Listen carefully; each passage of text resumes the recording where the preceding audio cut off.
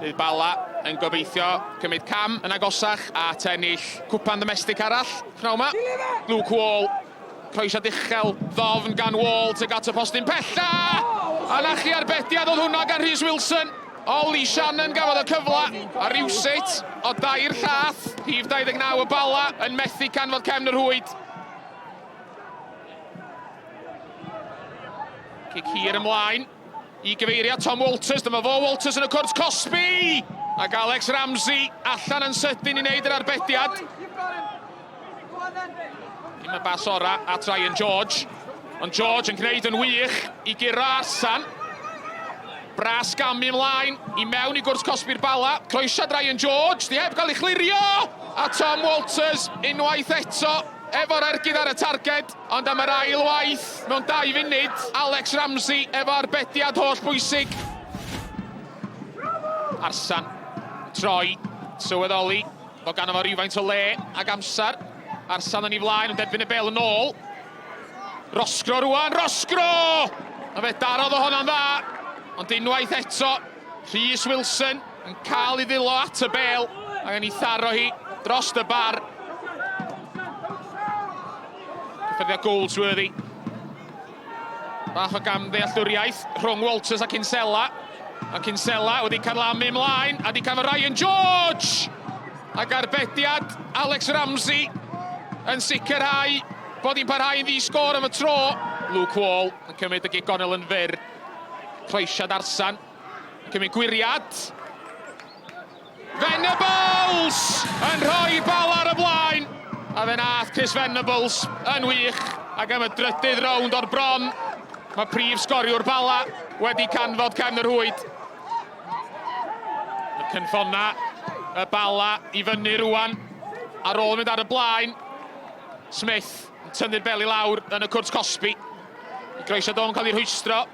Mae wedi dod at Arsan. Croesiad Arsan! A mae'n ddwy!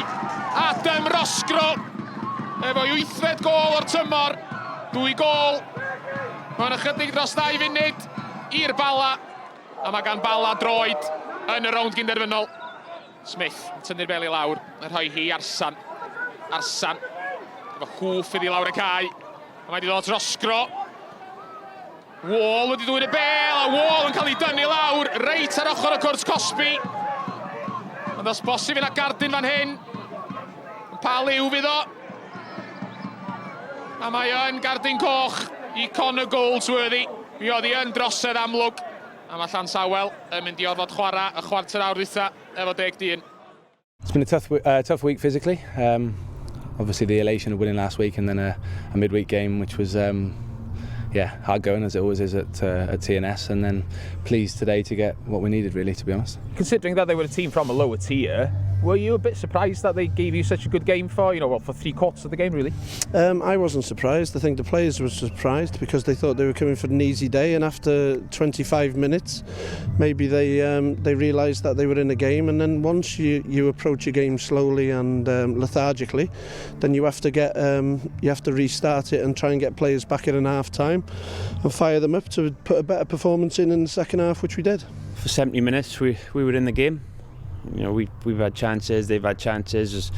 It was a proper cup tie, and to be fair to Bala, they're a top side, and what they do, they're relentless in doing it, and eventually, the 2 goals they scored, we identified that's how they get their goals, and we worked hard in those areas, but like I said, they're so relentless in doing it, and finally we cracked.